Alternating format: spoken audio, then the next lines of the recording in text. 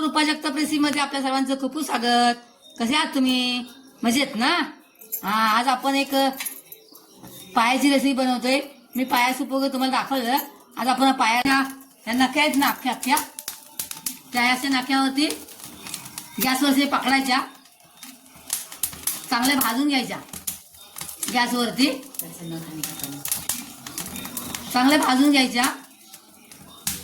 तर कशा साफ करतात ते बघा, दाखवते मी. आणि छान चांगले भाजून घ्यायचे, चांगलं नख्या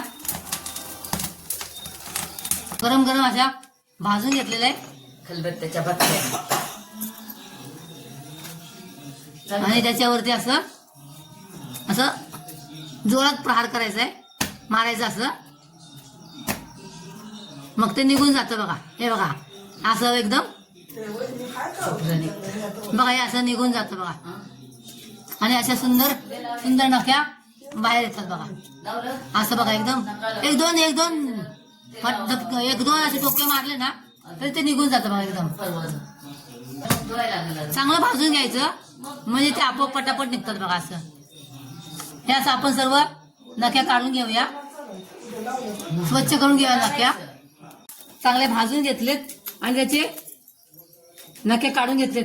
आणि असं बाजूला असे केस असतात ना, ते पण बारीक बारीक असतात ना, ते असे चांगले जाळून घ्यायचे गॅसवरती असे. आणि आता आपण खूप स्वच्छ धुवून घ्यायचं आहे व्यवस्थित. हे बघा, पाया ह्या चांगला स्वच्छ भरपूर पाण्यामध्ये साफ करून घ्यायचं आहे. त्यामध्ये लहान बारीक बारीक केस असतात, ते सर्व काढायचे आपल्याला. आपण या नळ्या साफ करून घेतलेल्या आहेत, छान एकदम स्वच्छ साफ करून घेतले. आता थोडासा खडा मसाला टाकायचा आहे, हळद मीठ लावून ठेवलेलं.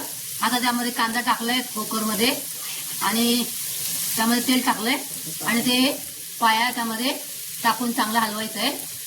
व्यवस्थित जीव करून घ्यायचा पाया, आणि चांगला वाफेवरती हलवून चांगला शिजवून घ्यायचा आहे. वाफ येऊ द्यायचे. त्यामध्ये मग पाया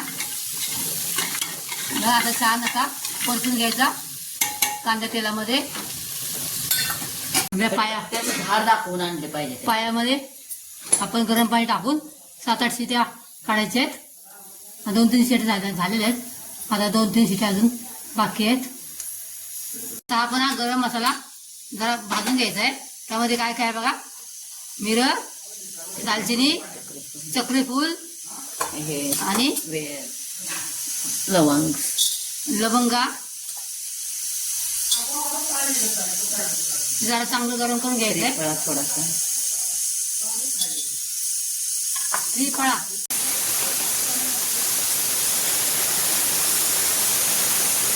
हा गरम मसाला, हा गरम मसाला आपण खडा त्याचा जे करायची, भाजून घेतलेला आहे ते छान पावडर करायची. छान भाजून घ्यायचं खोबरं. मसाला वाटून घेतलाय. आता त्यामध्ये लसूण भाजून घ्यायचं जरा छानपैकी लालसर करायला.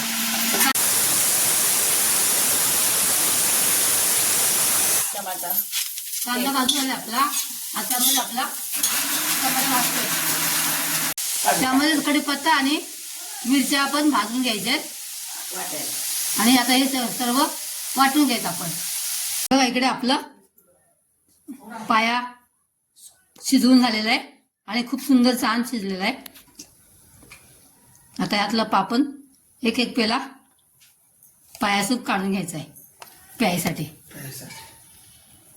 सुंदर असं नळ्या सुटल्या आहेत, एकदम छान शिजलेलं आहे बघा. आता त्यामध्ये सर्व नळ्यांचा रस उतरलेला आहे त्या सुपामध्ये, आणि खूप असं पौष्टिक असं सूप ते तयार होऊन चाललेलं आहे. आपण हा एक टोप, दुसरा टोप ठेवलेला आहे. त्यामध्ये कढीपत्ता तेलामध्ये, आणि हा सर्व मसाला वाटलेला आपण त्यामध्ये टाकलेला आहे.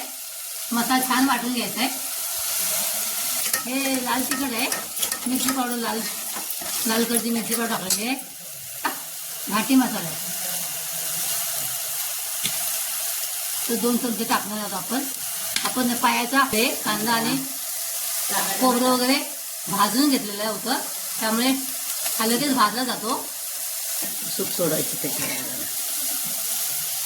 आणि यामधलं आता थोडंसं आणि पाणी त्यामध्ये टाकायचं डीपमध्ये, म्हणजे मसाला छान भाजला जातो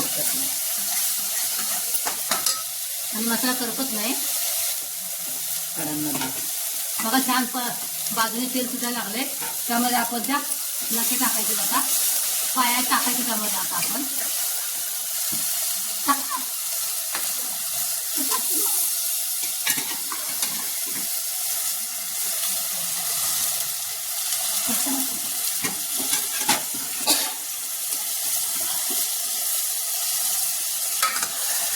बघा मसाल्यामध्ये पाया टाकले आहे. मस्त छान एकदम हलवून घ्यायचं आहे 10 मिनिटं. मसाल्यामध्ये चांगला एकदम. बघा सुंदर असा पाया दूधचा मसाला झाला बघा. असा पण आपण पाया मसाला बघा, पाया मसाला किती सुंदर होतोय बघा. कसला पाया मसाला भारी झालाय ना. मी तुम्हाला काढून दाखवते एका प्लेटमध्ये. गुडघे दुखी आणि कंबर दुखीसाठी रामबाण असा हा पाया सूप असतो. असा आपला बघा पाया मसाला मस्त झणझणीत असा पाया मसाला तयार झालेला आहे. तुम्हाला माझी रेसिपी आवडली असल्यास लाईक आणि सबस्क्राईब करा. परत भेटूया एका नवीन रेसिपीसह. तोपर्यंत बाय. Thanks for watching.